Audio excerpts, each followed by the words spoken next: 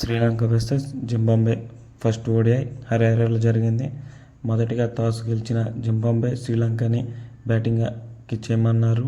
Sri Lanka batting వచ్చేసి 50 ఓవర్లకి 298 పరుగులు చేశారు. ఇప్పటివరకు మన ఛానల్ ఎవరు సబ్స్క్రైబ్ చేసుకోకపోతే సబ్స్క్రైబ్ చేసుకోండి.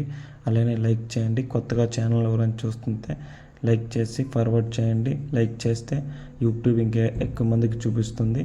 సరే, అయితే శ్రీలంక వచ్చేసి 298 పరుగులకి 6 వికెట్లు కోల్పోయింది. దీంట్లో నిశాంక వచ్చేసి 76 పరుగులు చేశాడు. జైంట్ వచ్చేసి 70 పరుగులు, అలాగే కమ్మున్న మండీస్ వచ్చేసి 57 పరుగులు చేశారు. దీంతో శ్రీలంక వచ్చేసి 298 పరుగులు చేశారు. నెక్స్ట్ సెకండ్ ఇన్నింగ్స్ బ్యాటింగ్ చేయడానికి వచ్చిన జింబాబ్వే మొదట్లో వికెట్లు కోల్పోయిన ఒక పక్క బెన్ కురాన్ వచ్చేసి 70 పరుగులు చేశాడు. ఇంకో పక్క షేన్ విలియమ్సన్ అతనికి మంచి పార్ట్నర్షిప్ ఇస్తూ 57 పరుగులు చేశాడు. 4 వికెట్లు కోల్పోయారు ఒక దశలో 130కి. మనందరికీ తెలిసిన శ్రీలంక జింబాబ్వే అంటే సింపుల్గా చెప్పేస్తాం శ్రీలంక గెలిచేస్తుందని.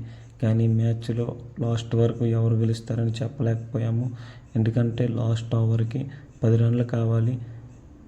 అలానే సికింద్ర రాజా స్ట్రైక్లో ఉన్నాడు కాబట్టి జింబాబ్వేకి వెళ్ళడానికి ఛాన్సులు ఎక్కువ అనుకున్నాం.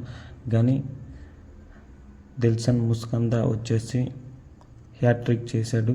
అతను వేసిన లాస్ట్ ఓవర్ ఫస్ట్ 3 బాల్లో 3 వికెట్లు తీసి శ్రీలంకని విన్ వైపు దూసుకెళ్ళాడు. ఈ శ్రీలంకకి వచ్చేసి 11వ ప్లేయర్ హ్యాట్రిక్ తీయడం. శ్రీలంకకి వచ్చేసి 11 హ్యాట్రిక్లు ఉన్నాయి వన్డే ఫార్మాట్లలోన. దీంతో దిల్షన్ ముకుందాకి మ్యాన్ ఆఫ్ ది మ్యాచ్ ఇచ్చారు. అలానే అసింత్ ఫెరాండో వచ్చేసి 50 రన్లు ఇచ్చి 3 వికెట్లు తీసుకున్నాడు. ఈ మ్యాచ్ అయితే మంచి థ్రిల్లింగ్ ఎక్స్పీరియన్స్ ఇచ్చింది. నేనైతే చూశాను ఈ మ్యాచ్. మీ అందరూ చూసేటట్టయితే కామెంట్లో లైక్ చేయండి.